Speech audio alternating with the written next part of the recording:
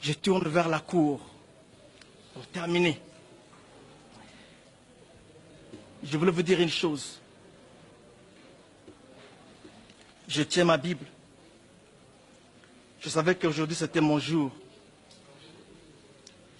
J'ai voulu le dire avec la Bible en main. Ça fait plus de 2 ans que je n'ai pas parlé avec un micro. J'ai passé toute ma vie en train de prêcher la Bible avec le micro. Et quand j'ai tenu cette Bible, je parlais de la vérité. Je défendais la vérité. Je condamnais le mensonge. Je vais dire à la cour ceci. Ne croyez pas que c'est par hasard que vous êtes là. Si l'hiérarchie vous a choisi, c'est Dieu qui a permis, à travers l'hiérarchie, pour vous choisir. Votre décision, ça serait resté gravé dans l'histoire de ce pays. Et ce procès, c'est un procès test, un procès symbole de la machine judiciaire de notre pays. Il y a eu un homme au nom de Pilate qui ne connaissait pas Dieu, mais qui il avait comme prévenu un innocent, Jésus. Quand il a regardé que cet homme était innocent, il a dit, je n'ai pas droit d'avoir sur mes mains le sang d'un innocent. Je ne peux pas condamner un innocent. Et il en a acquitté. Je crois ce que vous pourriez faire pour mon cas. Comment? Tout ce qu'on a entendu ici, ce n'était que des faussetés. Je vais prendre un exemple. Mabosso. Mabosso, un dimanche, à 9 h, Mabosso vient à l'église Armée de Victoire où il y a plus de 5000 personnes. Maître Billet a dit, à 9 h, pendant la prière, où il y a plus de 5000 personnes à 9 h du matin, j'ai vu un monsieur en tenue, policier d'Angola. J'arrête le culte. Je dis, aujourd'hui je ne prêche pas. Entre dans mon bureau. Et mon bureau, qui aujourd'hui d'ailleurs, la partie civile occupe ce bureau, le docteur Ngalassi, je crois que leur allié, son allié, a pu visiter mon bureau là où j'étais. Ce bureau qui mesure 10 mètres sur 5. Mais ce jour-là, ce dimanche, là, 9 décembre, or dans la date, 9 ce n'est pas le dimanche, c'est lundi. Allez-y comprendre, allons comme ça, allons. 9 dimanche, c'est lundi, on ne sait pas, mais on part. On entre, mon bureau s'est réduit. Automatiquement, le bureau s'est réduit à 1 mètre sur 5. Où je donnerai l'argent à ce garçon. Je prendrai ce garçon, le dimanche, 9, lundi, on ne sait pas.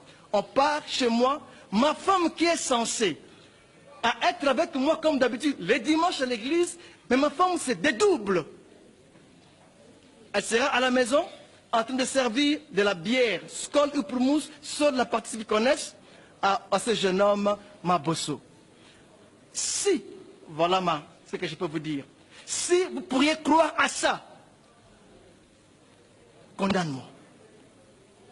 N'hésitez pas devant Dieu, devant le monde invisible et le monde visible qui regarde, condamne-moi. Mais si vous ne croyez pas à ça, laissez-moi aller servir l'Éternel. Il y a des brebis de Dieu qui ont besoin de moi. Ce pays a besoin de moi. Je prends un autre exemple pour terminer. Une personne, irruption dans notre bureau. Ils entrent, quelqu'un crie, les armes, on me prend. 2 ans après, je dis bien, 2 ans après sur cette cour, on me montre ces armes, mais bien sûr, sans les munitions. Jusque-là, je n'ai pas vu les munitions. On aurait dit qu'il y a des armes et munitions. Mais je vous dis que je n'ai pas vu les munitions. Mais 2 ans après, parce que quelqu'un a dit qu'on a entendu, et 2 ans après, on dit, voilà les armes, c'est pour vous ces armes. Monsieur le Président, mon colonel, honorable membre de la composition, si vous croyez à ça, condamne-moi. Mais si vous ne croyez pas, veuillez m'acquitter. Je vais servir mon Dieu. Je suis un lévite. J'ai été appelé à garder les brebis du Seigneur. Voilà ce que j'avais pour terminer. J'aimerais dire ceci. La Bible me dit, quand tout le monde invoquera, priera Dieu au nom de leur Dieu, mais vous invoquerez Dieu au nom de l'Éternel des armées. Vous n'êtes pas tout le monde. Tout le monde invoquera le Dieu de mensonge, le Dieu de montage. Mais vous n'êtes pas. Vous invoquez le Dieu de la vérité. Et laisse que la vérité puisse prendre la place au mensonge et laisser libre les hommes de Dieu. Que Dieu vous bénisse et que Dieu bénisse la RDC au nom de Jésus.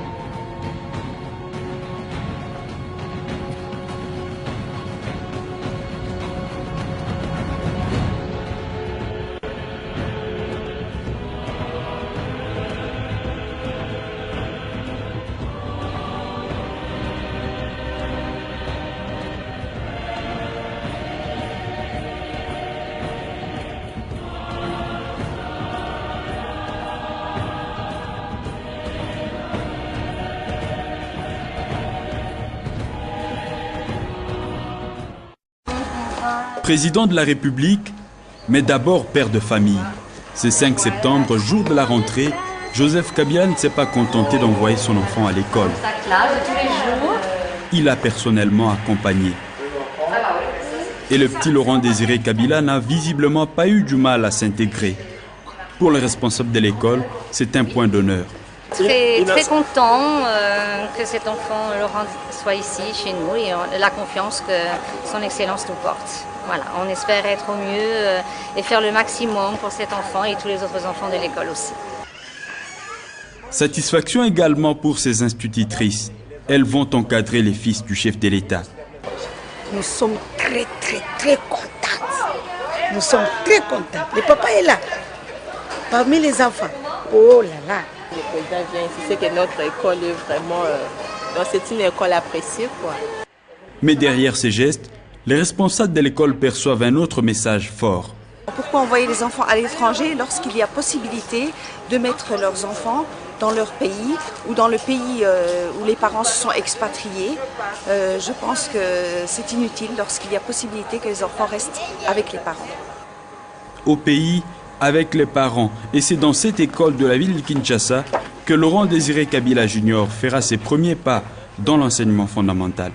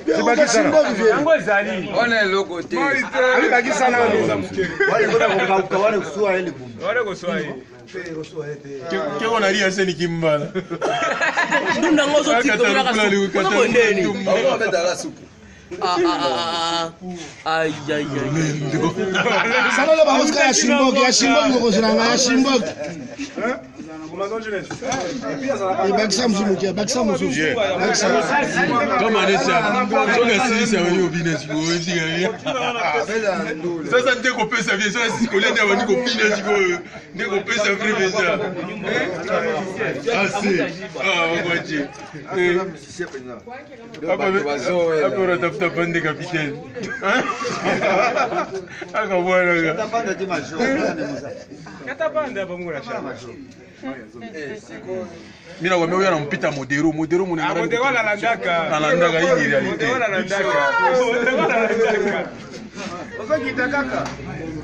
Bantu ah wezo la kisakle.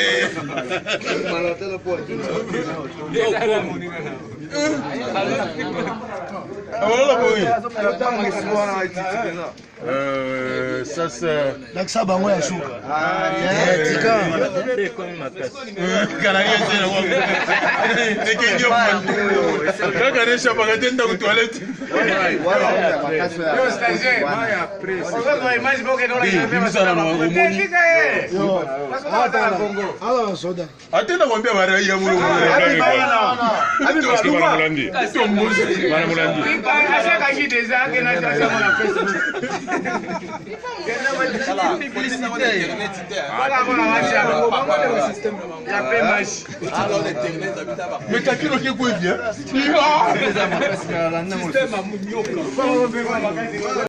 Non, on est dans une situation où c'est ce que vous dites qui renforce l'extrémisme. Quand vous dites que l'immigration pose un problème, il faut aussi parler des avantages de l'immigration.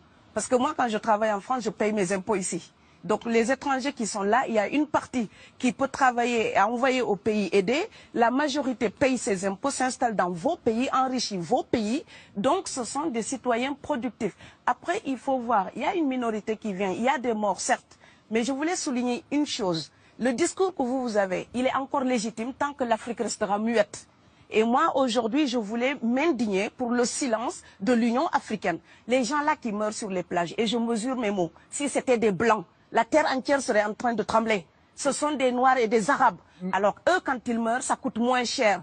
Ici, j'étais venu en 2008 et j'avais dit, l'Union européenne, avec ses flottes de guerre, avec son économie, je vous dis une chose, si on voulait attaquer nos pays ici en Occident, il y aurait des moyens de se défendre. Donc si on voulait sauver les gens dans l'Atlantique, dans la Méditerranée, on le ferait. Parce que les moyens qu'on a mis pour Frontex, on aurait pu les utiliser pour sauver les gens. Mais on attend qu'ils meurent d'abord. C'est à croire que le laisser mourir est même un outil dissuasif. Et je vais vous dire une chose, ça ne dissuade personne. Parce que quelqu'un qui part et qui envisage l'éventualité d'un échec, celui-là peut trouver le péril absurde et donc l'éviter. Mais celui qui part pour la survie, qui considère que la vie qu'il a à perdre ne vaut rien, eh bien celui-là, sa force est inouïe. Parce qu'il n'a pas peur de la mort. C'est exactement pourquoi il faut fermer des frontières complètement. Il faut sauver l'Afrique et sauver l'Europe. Vous ne pourrez pas rester comme des gens. Vous ne resterez pas comme des poissons rouges dans la forteresse européenne. La crise actuelle nous a démontré ça. Au jour d'aujourd'hui, l'Europe ne sera plus jamais épargnée tant qu'il y aura des conflits ailleurs dans le monde. L'Europe ne sera plus jamais opulente tant qu'il y aura des carences ailleurs dans le monde. On est dans une société de la mondialisation où un Indien gagne sa vie à Dakar, un Dakarois gagne sa vie à New York, un Gabonais gagne sa vie à Paris. Que ça vous plaise ou non, c'est irréversible. Alors trouvons une solution collective ou bien déménager d'Europe parce que j'ai l'intention de rester. Quand quelqu'un part, c'est comme quelqu'un qui est élu, choisi, peut-être le plus débrouillard. Et il y a tout un clan ou toute une famille qui pose son espoir sur cette personne-là. Monsieur, là, je vous vois bien habillé, bien nourri. Si vous étiez affamé chez vous, peut-être que votre famille serait ravie d'imaginer que vous pourriez aller gagner de quoi faire vivre les autres. Donc c'est aussi une solidarité qui est en œuvre. On laisse partir quelqu'un, on compte sur lui. Vous allez me laisser terminer. Et Schengen, entre guillemets Schengen, ça me permet d'être invité aux Pays-Bas, monsieur, donner des conférences dans vos universités. Quand ils trouvent que mon cerveau est convenable, là, ils l'utilisent. Par contre, ils sont embêtés à l'idée d'avoir mon frère, qui n'est pas aussi diplômé que moi et qui pourrait avoir peut-être envie de travailler dans le bâtiment. Donc, vos pays deviennent schizophrènes. On ne peut pas trier les gens comme ça avec les étrangers utiles et les étrangers néfastes. Et la deuxième chose que je veux dire aussi, c'est que les Européens, là, on voit des Africains qui viennent, d'accord? Ce mouvement, ce déplacement de population, on le voit. Mais on ne voit pas le mouvement des Européens allant vers les autres pays. Alors celui-là, c'est le mouvement des puissants, ceux qui ont l'argent, ceux qui ont le bon passeport. Donc vous allez au Sénégal, vous allez au Mali, vous allez dans n'importe quel pays du monde, au Canada, aux États-Unis, partout où je vais, et je voyage tout le temps, je croise des Français, des Allemands, des Hollandais. Je les rencontre partout sur cette planète parce qu'ils ont le bon passeport. Donc, comme avec l'exotisme, l'Europe s'était arrogé le précepte unique, unilatéral, de l'exotisme. Les autres sont exotiques. Alors que pour quelqu'un de mon village, il n'y a rien de plus exotique que quelqu'un d'Amsterdam. Maintenant, pour l'étranger aussi, pour les voyages des temps modernes avec la mondialisation, quand les pauvres viennent vers vous, il y a des mouvements de foule qu'il faut bloquer. Mais quand vous, avec votre passeport et avec toutes les prétentions que cela donne, vous débarquez dans les pays du tiers-monde, là, vous êtes en terrain conquis. Donc, on voit les pauvres qui se déplacent, on ne voit pas les riches qui investissent dans nos pays. L'Afrique se développe en taux entre 5 et 10%. Ce n'est plus de la progression, c'est de la surchauffe.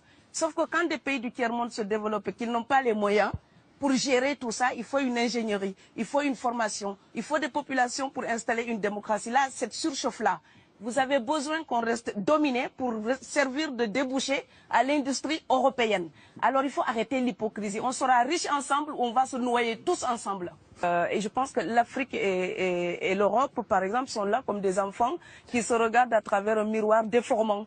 Il serait enfin temps qu'ils se respectent, enfin qu'elles se respectent suffisamment pour que l'Europe arrête de nous envoyer ses déchets industriels pour construire avec nous de véritables industries, pour que l'Europe participe à ce développement et que l'Afrique, 60 ans après les indépendances, arrête de dire c'est la faute des autres. Au bout d'un moment, indépendance, c'est responsabilité. Si nous sommes vraiment indépendants en Afrique, nous sommes aussi responsables de notre destin. Et ça ne se fera pas sans les Européens et l'Europe ne s'en sortira pas sans l'Afrique parce que sinon nous serons un boulet que vous traînerez. Donc ce monde-là est lié et je pense que l'entente, je rêve d'une entente, d'une fraternité. Oui, je sais, ça fait bisounours. Mais il me faut garder cette utopie-là pour garder le courage d'écrire toutes les nuits. Parce que j'ai fait le vent de l'Atlantique il y a bientôt 12 ans.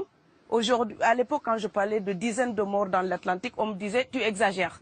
Maintenant qu'on les ramasse par milliers, je suis absolument triste de devoir réaliser tout simplement qu'en tant qu'auteur, je ne fais que répondre à l'injonction de Schiller. La dignité de l'homme est remise entre vos mains, gardez-la. Après Terre d'avenir, ça sera l'UDPS FAT. Honorable Président, honorable membre du bureau, honorable député, chers collègues, vous me permettrez de parler en lingala. Je vous en prie. Comme je l'ai promis à mes électeurs. Honorable Président, ngai batinga na koloba makambo na koloba sikoyo.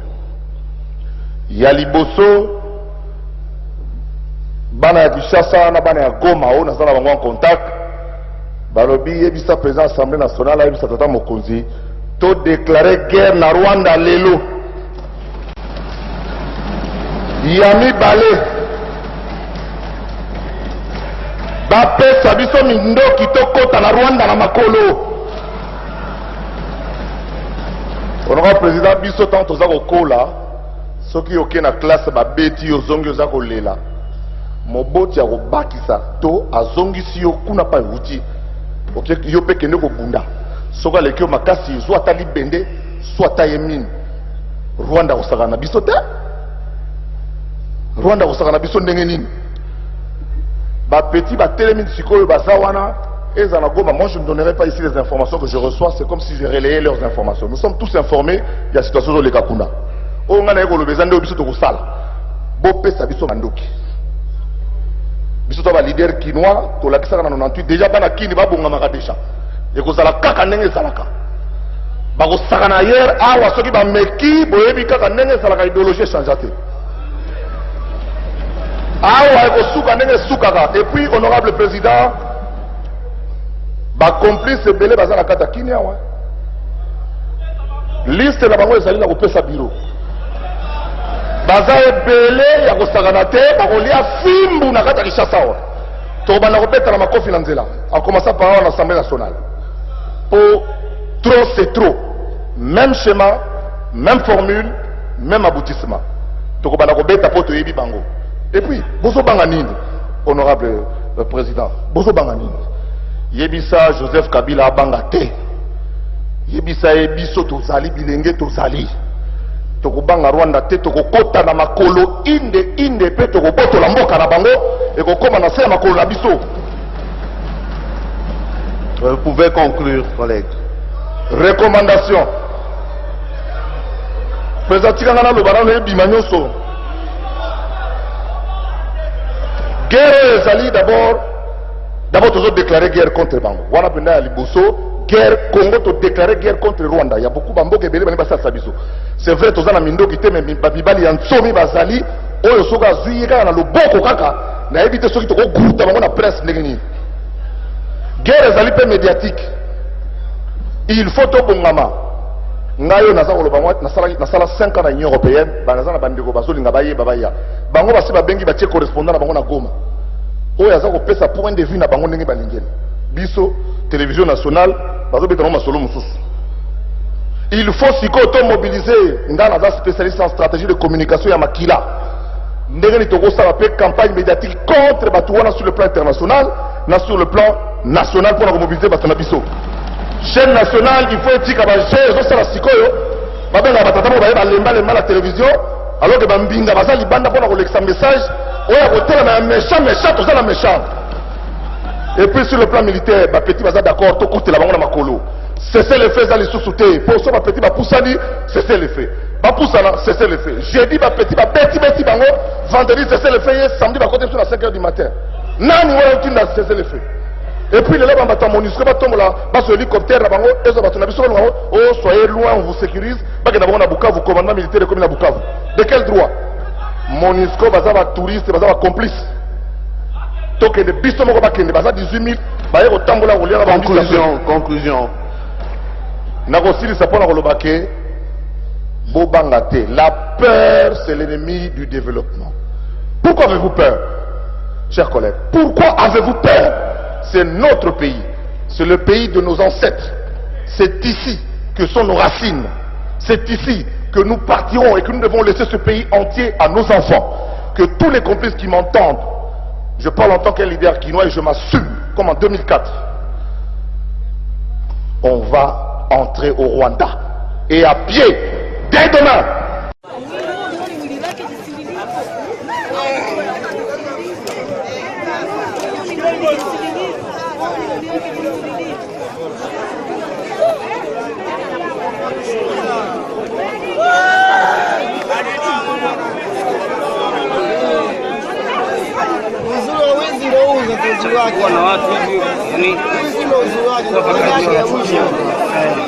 Umati wa watu katika misimu yangu memory card imetoka. Kwa mtu mwenye memory card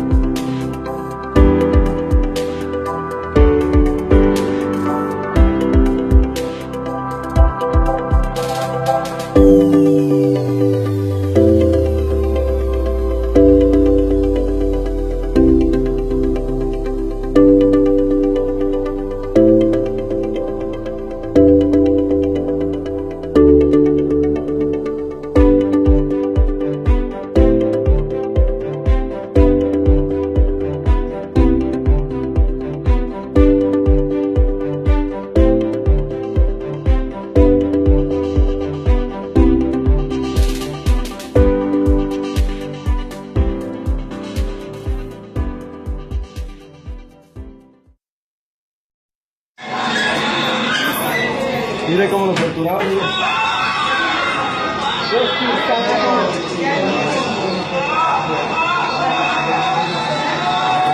Mire la piel cómo se quema.